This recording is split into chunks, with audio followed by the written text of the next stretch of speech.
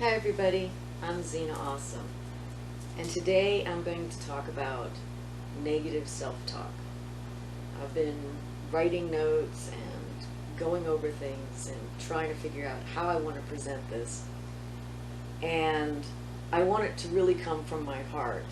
So I'm going to kind of have an outline, but I just really want to wing it, because I think if I can talk from my heart, it will be more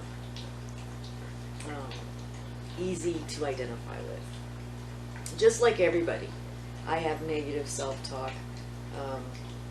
I wrote out some examples. I probably don't really need to look at what I wrote out, but you know, when I first started recording this, I did a version earlier, and I really hated the way it turned out. But as I started to do it, I had locked the dogs up because they've been a little bit needy lately, and I thought they would be too much of a distraction, so I put them in the other room. And of course, as soon as I start taping, what happens? They start whining and crying. So what do I tell myself? I should have known better, you know, put myself down. And that's an example of negative self-talk. Yes, I could have thought that maybe they'd make noise, but I certainly didn't know for a fact that they'd make noise. So putting myself down for not being able to predict the future, and I did it for a valid reason that I thought they might be more disruptive out here, is kind of silly. But that's the point with negative self-talk, is it just happens in the moment. It's more of a habit than reality. So one of the things you really have to do is recognize when you're doing it, and we tend to do it all the time. It's part of it is because, of course, we're the center of the universe. Everything revolves around us. We should know everything. Everyone should cater to our needs, and we're the end-all, be-all of everything. Well, of course, as we all know, that's not true. We're not psychic. We can't predict the future, and we're not perfect. So all these things that we tell ourselves in the moment are actually quite silly. You know, one of the things I still fight with myself sometimes is, you know, we have two vehicles, and the gas is on different sides, you know, where you fill it up is on different sides of each of the vehicles.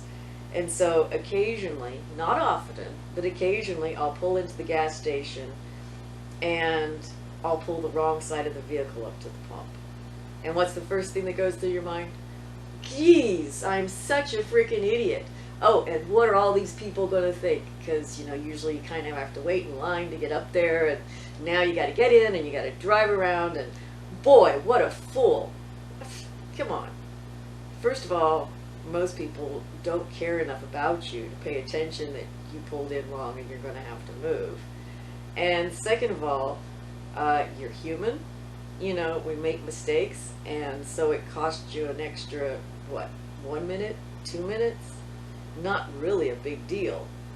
But the feelings that you get from it, actually, they are a big deal.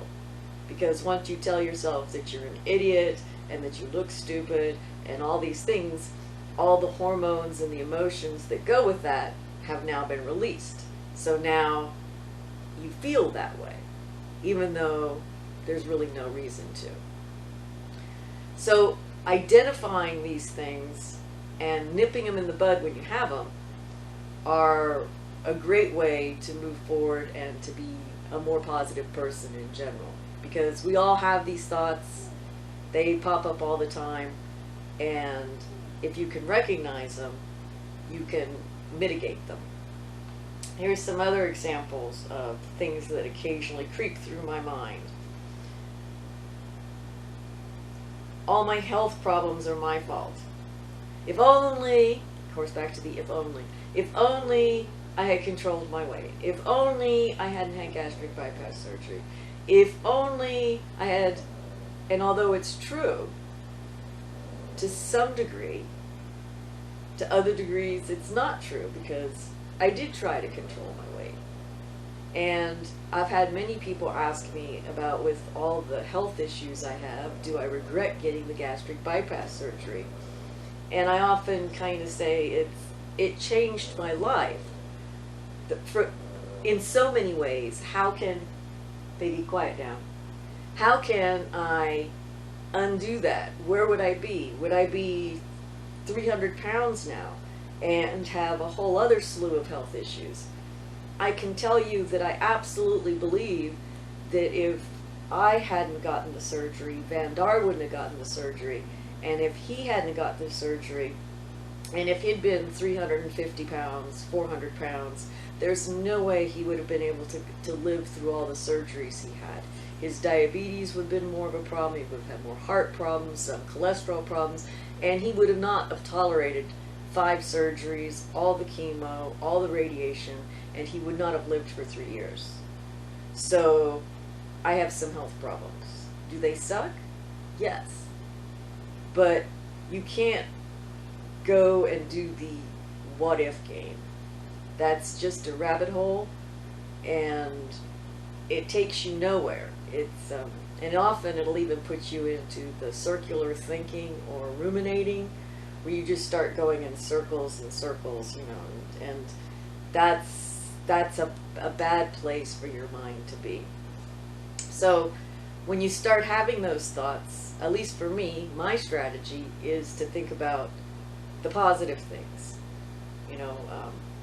I truly believe if I hadn't had gastric bypass surgery, that as the years continued, my weight would have slowly crept up. So even if it only crept up, say, 5 pounds a year. Well, my gastric bypass surgery was in 2010, so that's 10 years. So that means that, let's see, I was 230 pounds, so that would put me at 280 pounds, or maybe, like I said, around 300 pounds. And what health issues would I have had with that? What quality of life would I have with that?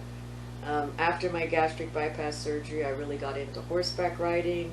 I got my own horse. For the first year that I had my horse, I went riding every single day. And those memories I'm always going to have, even though I don't have a horse now. But there's a lot of joy that comes from your decisions, and if you undo certain things, you not only undo the negative, you also undo the positive.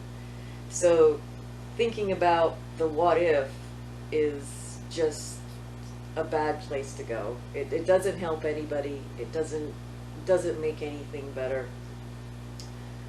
Another one here is, how about this? I don't really matter. Nobody cares what I have to say. Here I am trying to do a vlog. I'm trying to motivate other people. I'm trying to provide positive, valuable information. It's a challenge to go out there and tell people things and be honest with people and think it really matters. I've been amazed at the positive feedback I've had, because this creeps in, this type of thought of, I'm nobody. Why would anybody care? But I think I do have something to contribute, and I do think I help the people that watch me. So I have to constantly address that. Here's the, I'm lazy and I don't do enough. I do honestly believe a lot of times I am truly very lazy, and I have to really work at getting myself up to do things. But a lot of times when I tell other people the things I'm doing, they don't think I sound lazy at all. So the lazy is my perception of things. So I guess it's my bad habit of comparing myself to other people and thinking what other people are doing. I value my free time. I value relaxing. I value spending time with my dogs. And I obviously spend a lot of time with my dogs. So what's lazy? That's, so you can call yourself lazy, and maybe you should have done a certain task, and maybe you're procrastinating and not doing what you should, but just generically calling yourself names isn't actually going to help. I'll never succeed at anything. I sometimes really feel that way. I don't have a job right now. We were self-employed. I don't know what I want to do right now. I'm kind of in a in-between state.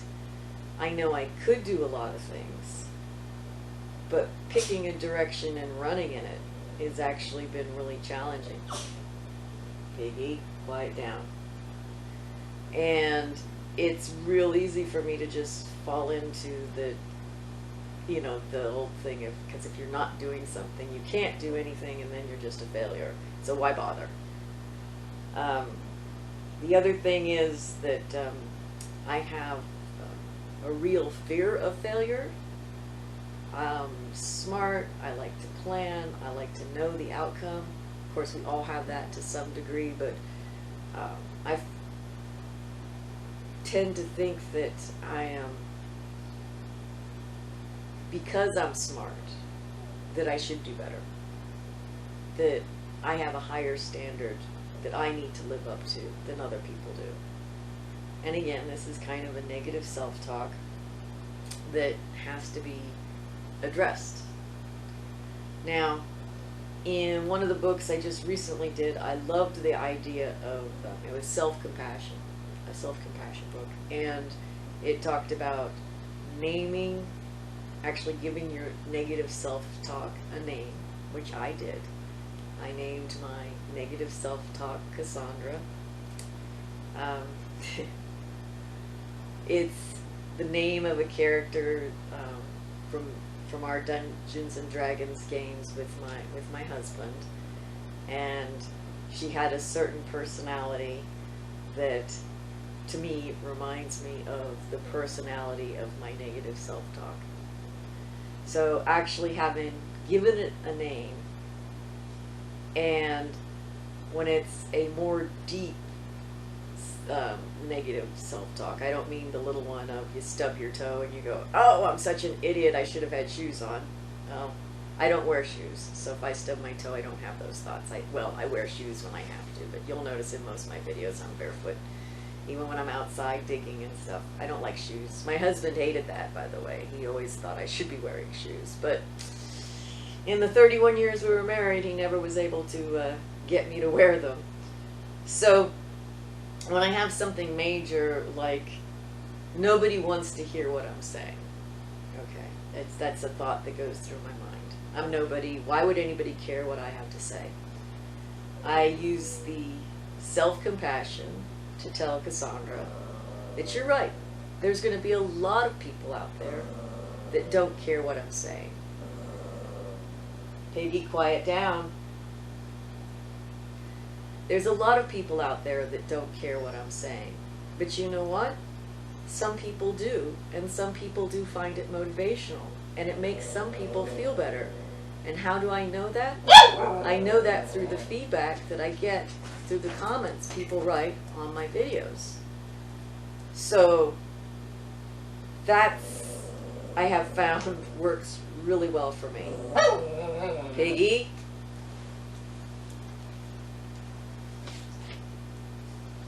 Yes, I just threatened Miss Piggy with the squirt bottle. She's over there whining. So I have fears. I have not problems. We all have problems, right? And then you go, I was just getting ready to do things and get involved and had all my plans set out for stuff I was going to do, how I was going to take Vandar's ashes around and spread them, and socialize with people, maybe make some new friends. And then of course the whole world gets thrown into this pandemic. That's certainly not my fault. And it's certainly not my fault that I couldn't have foreseen that. So now what I have to do is I have to pick a new direction and a new strategy and move forward. And that's what I'm doing with these videos, is I'm going to try to be really honest and try to convey some real meaning in them, and hope that I can help people out there. Now, we all have negative self-talk. I talked a little bit about one of the ways I combat it, but you really have to pay attention to the habit of negative self-talk and nip that in the bud and acknowledge it for what it is. You know, you go to the refrigerator, you grab something, you drop it on the floor. You tell yourself, oh, I'm such an idiot, or oh, I'm such a klutz, or oh, I should have. No, you're freaking human, your hand slipped, you dropped it. Accidents happen. And so what? You clean it up. So, one of the things I found online that I really like is it says that events plus thoughts equal emotions. So, if you take the event, whatever it is, and of course add negative thoughts, you're going to have negative emotions. Of course, you take that event and you have positive thoughts, then you're going to have positive emotions. Like, you know, the the joke that my husband and I picked up many years ago, because obviously when you have a lot of animals, and right now I'm down to only 7 animals, but we've had a lot more, is you're going to drop things, you're going to break things, and you're going to spill things. And unfortunately, usually our floors are pretty dirty. We don't have carpet, so our joke always was that it was an opportunity to clean the floor. That anytime we spilt something on the floor, it was an opportunity to clean it. I remember I used that expression with my mom, and she didn't get it because I think I spilled some wine on the floor. I says, "Oh, don't worry, I'm just cleaning the floor with wine." And she looked at me like, "What?" And it just, picking that up as a habit made when we spilt things that it just no longer was a big deal. It just was one of those things that happens, and now you have a clean spot on the floor, and maybe it's going to encourage you to wash the rest of the floor. I also had used that expression with my mom. I mean, not my mom. When we was in the rehab hospital after Vandar's last brain surgery. And I think it was just some water or something that was on one of the tables, and I don't know if I knocked it over or Vandar knocked it over. And a nurse was there, and I says, "Oh, there we go, an opportunity to clean the floor." And the nurse just kind of smiled at me, and she says, "I should have known you'd say something like that." So you can take things that normally cause stress, you can turn them around, and you can just make them something fun. As silly as it sounds, again, it's how you put it together. So it's the same thing with breaking dishes. I don't like to drink out of plastic. Can't stand it. To me, plastic picks up flavors, and I don't like flavors in my drink. So I like glass. And if you use glass, again, you're going to drop glass, and especially like on this floor is concrete. You drop it on the floor, it's going to shatter. It's gone. It doesn't bounce. Maybe with carpet, maybe you'll get it bouncing, but here, shatter, gone. So we always try to make sure we have an ample supply, and, well, you know, if it goes, it goes. Bink! Okay, well, now I guess we'll move on to the other cup that we got, or, you know, the next backup. So sometimes if you just plan for the little failures, the little problems, then when they happen, they're anticipated, they're expected. It's just one of those things. You know, it's when you have a baby, you expect to have to clean it and change the diaper. It's not a big deal. It just happens. And if you have an adult that's wearing a diaper, sometimes it's going to need cleaning and changing and all that. So a lot of stuff can be framed that way. So, and then it's not negative. It's just one of those things. And that type of stuff, it's little, but back to events plus thoughts equal emotions. The little things in your life, all the little stuff that makes us upset or makes us mad, adds up to us being mad or sad all the time, frustrated, perturbed. If I hear somebody complaining, Here's an example. Java, my dog over here. When I actually was at this one place of business where I did their computers, and this older gentleman came in and he was selling merchant services. That means credit cards, basically taking credit cards. And I was talking to him, and we ended up talking about a lot of different things. And he mentioned he had a dog, that he'd rescued this dog. And he was talking about the dog. Oh, the dog gets in the mud, and every day he has to hose the dog down, and what a pain this dog is. You know, he was being kind enough to take it in and rescue it, but all he could talk about was just and I mean, he just kept going on and on and on about how horrible this dog is. And so I finally said, well, I says, do you live near here? He goes, yeah. I says, go get the dog. I said, you said it's a small dog?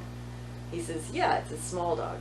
So I say, go get it, bring it here, I'll take it. So he does. He goes and he comes back, and he brought me Java. And she's a sweetheart. He really missed out on a wonderful, wonderful dog. But I kind of felt, and even now when I look at her, I think about what he missed, because all he saw with this dog was work and trouble. And I don't know what he did that she got messy, because she's never been messy like that he described around me. And then to make this story just a little bit stranger is I had another dog that looked just like her, named Coffee. He was also a rescue. And while we were out in the yard, he got his collar caught on the fence. He tried to go underneath a fence, and he twirled, and he killed himself. This had actually only happened 3-4 days before Java came into my life. And I was so amazed when he brought her in, because I thought he said it was a white dog, and Java's a tricolor. And when I saw her, I almost burst into tears, because she looked just like the dog that had died. And unfortunately, she's having her health issues, but she's still a sweetheart and a wonderful dog, and I've appreciated all the years I've had her. But to him, she was just a problem, and he got no joy from her. And so his problem was my reward, and I think about him, and I kind of feel sorry for him, because I wonder how happy he could be if he looked at an animal like that and just saw the negative side of everything. And I do that with a lot of people that complain. You know the people that complain. You're in the line at the grocery store, and there'll be somebody that just complains about how long the line is, and why there aren't more check stands open, or why they couldn't get this or that. And that's their life, complaining, being unhappy. And it's not just there.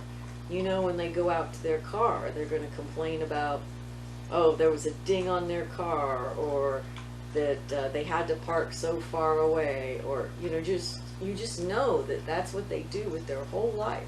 Their whole life, they're just negative. And so you have the negative self-talk is eventually going to express itself in just negative everything. And if you're negative everything, again, events plus thoughts equal emotions, you're going to be unhappy.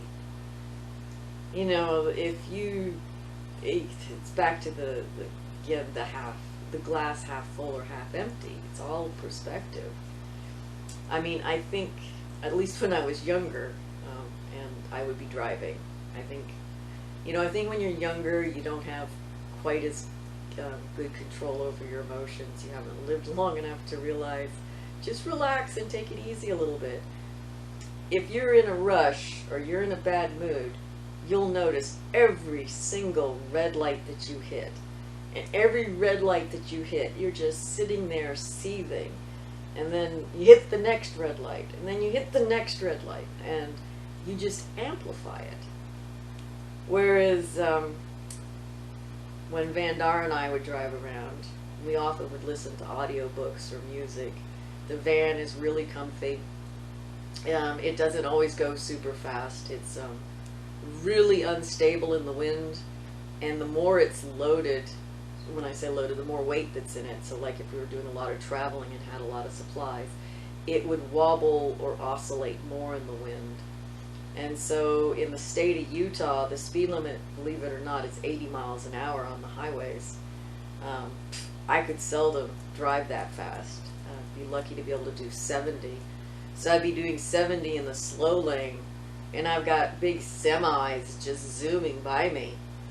And I could choose to be frustrated by driving so slow, or just enjoy the company, the music, the scenery, and just accept that it's going to take as long as it's going to take, and that we're in no rush, or if we had plans to go somewhere, that we gave ourselves enough time that we didn't have to worry about it.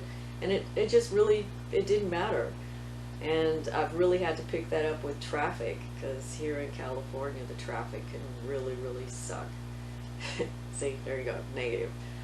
And it's true, it does. But at least if I'm comfy in my van with music or audiobooks and have given myself enough time, it doesn't matter. I can just sit in traffic as easy as I can sit at home and listen to an audiobook or music. It's just, the stress is all gone. And it's all point of view. And it all stems from the inside out. And so obviously you can't just change everything all at once. You got to take baby steps. You have to figure out where your negativity is coming from and start with the self-talk. Because if you treat yourself bad, then you're going to be unhappy. Let's see. One of the big things, I'm really into dogs, as you may know. And Cesar Millan, the dog whisperer, one of the people I follow for working with my dogs, he talks about how dogs live in the moment. And I believe that we can do a lot more living in the moment. That you should remember the past and plan for the future, but you need to live in the moment. And that's where the tragedy of negative self-talk really comes in, because you're making the moment negative. And all you can do is live from moment to moment. And then the moments build, and they create your life and your life story. And you have your past, and then of course you're moving towards your future. And if you've listened to my medical conditions, you'll know that at least in the past few years, my life for me hasn't been easy. And then, my husband just died, what is it, today's April 1st. So he died February 2nd. So we're only talking 2 months that my best friend, my husband of 31 years, has passed and isn't around anymore. So I have to really focus on the here and now. One of the things that I don't want to do, that unfortunately I've seen other people do, is be so overcome with grief that they forget to celebrate the life. And I didn't do that with my mom, and I'm certainly not going to do that with my hubby.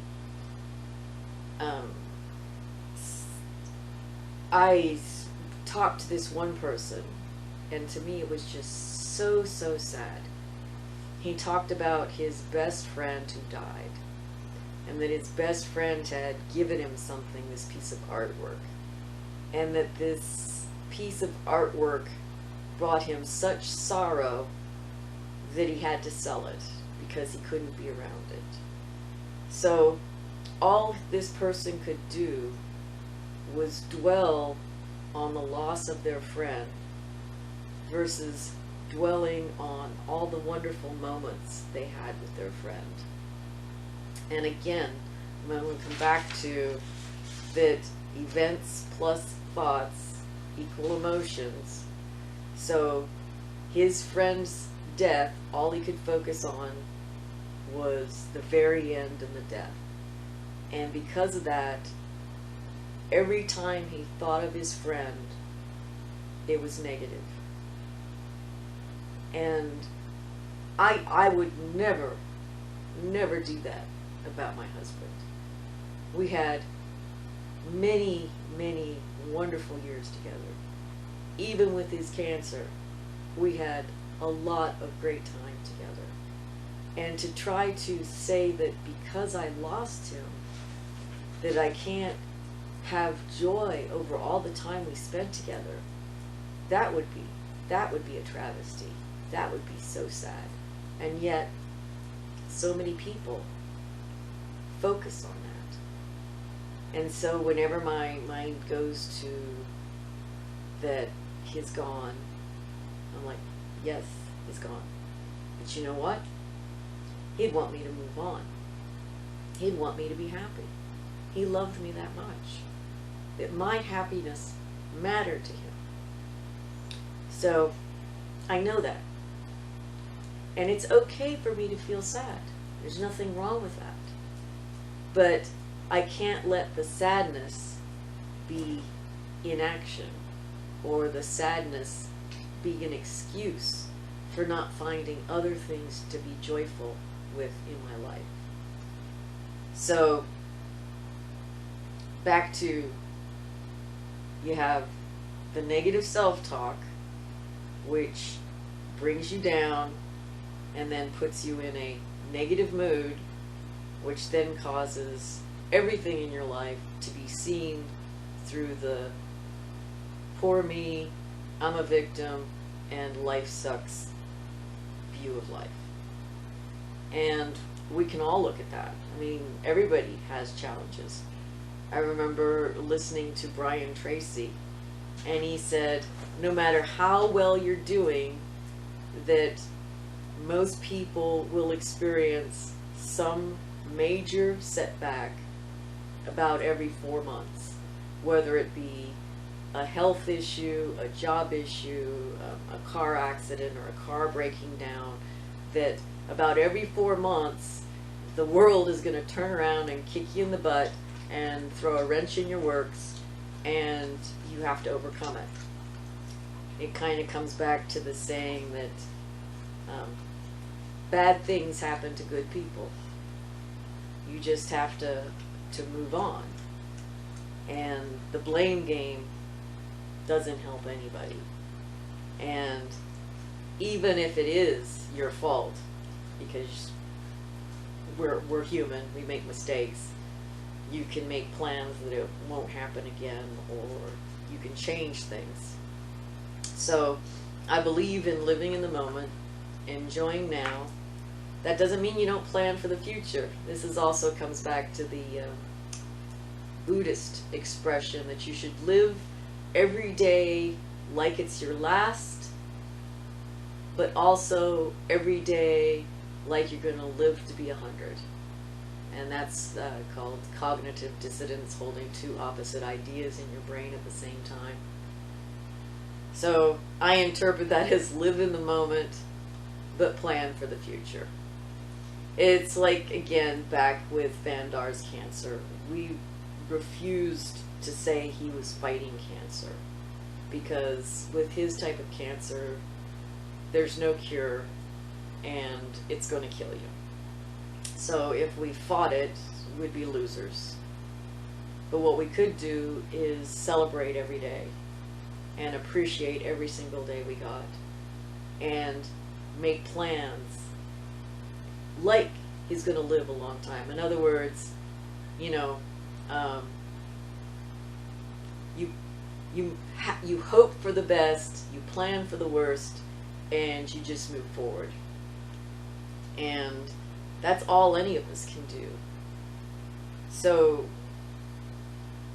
but if you take yourself down in all the little things every day, all the little small stuff, and you let that negative self-talk just wear at you, it's going to totally disrupt your life as far as becoming more positive and achieving better goals.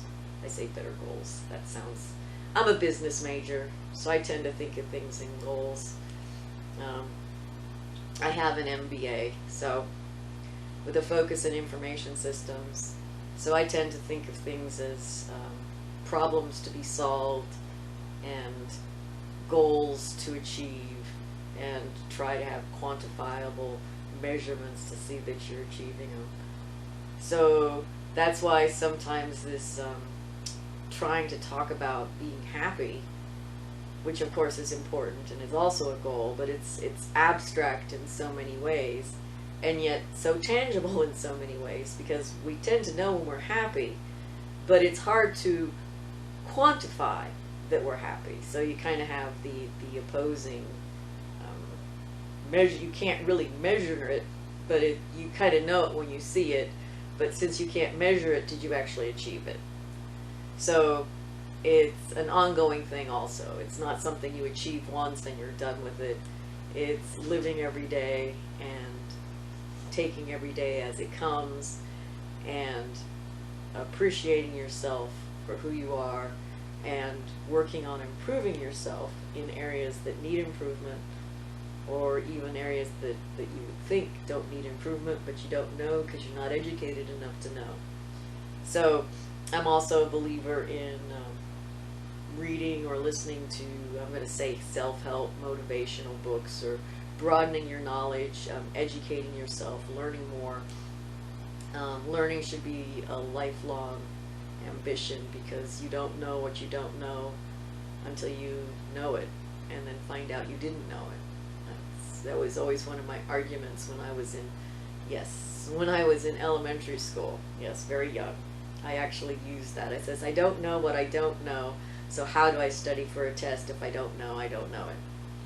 I actually used that argument with my mom, I think when I was in 5th grade. Because back then in elementary school, the teacher taught you everything that was going to be on the test. So I didn't need to read the book because the teacher already told me. And so I always felt that studying was just stupid.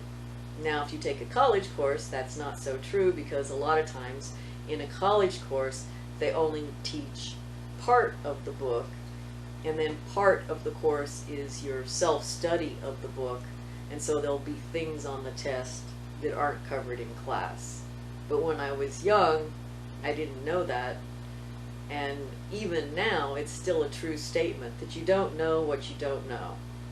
So sometimes you got to go out there and poke around.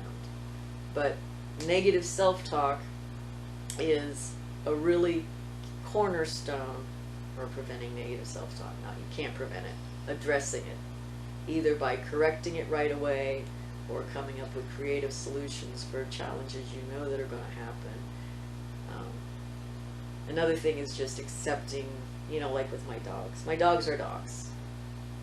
So I know they're going to do certain things. They're dogs. Are they going to make noise? Yes. Are they occasionally going to steal my food? Yes. If I leave it where I shouldn't leave it, they're dogs. They're going to eat it.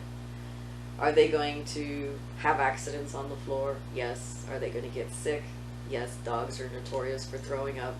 That's actually one of their safety mechanisms, is that they eat something, and if it's not good for them, they throw it up.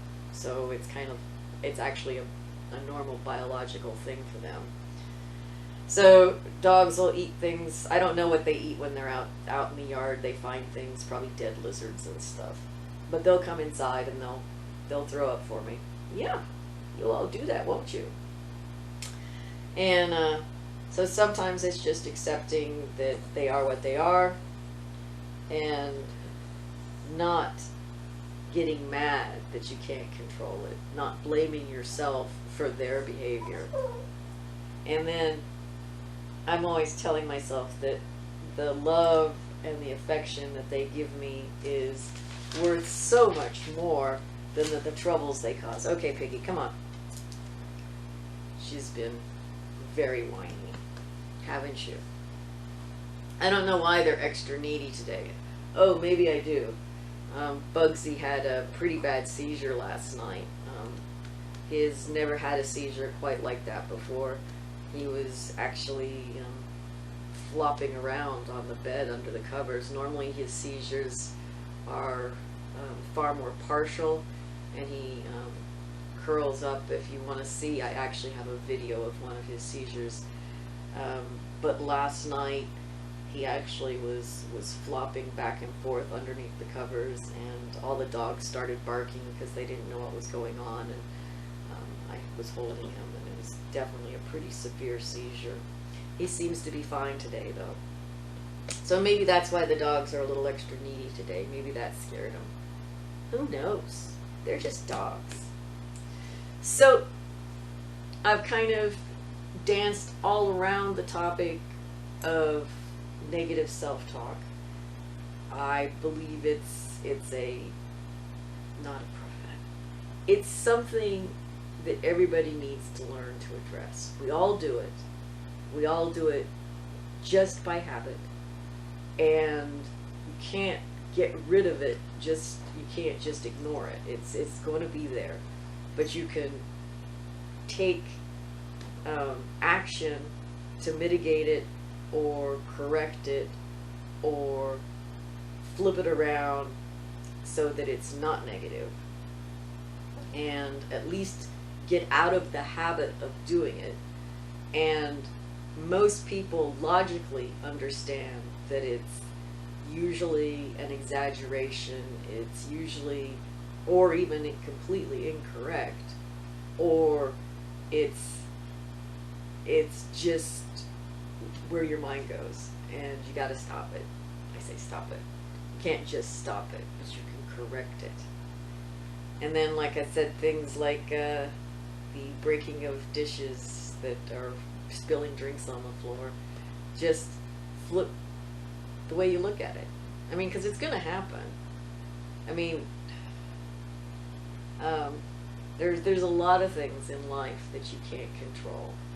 I mean, for example, I'll give another example, is I could have beat myself up over leaving the headlights on. Well, we'd gone through a tunnel. This was when we was up in San Francisco getting Vandar's radiation treatment. And when we came out of the tunnel, we hit a light that normally we didn't hit the light, and it kind of distracted me, so I forgot to turn the headlights off. So when we got to the hostel we were staying at, my van does not have a ding-dong if you leave the lights on. It doesn't make any noise. So I came back out to feed and walk the dogs, and I noticed that the light didn't come on, so I tried to start the van, and then I realized I'd left the lights on and totally, completely drained the battery. But that is why I pay for AAA.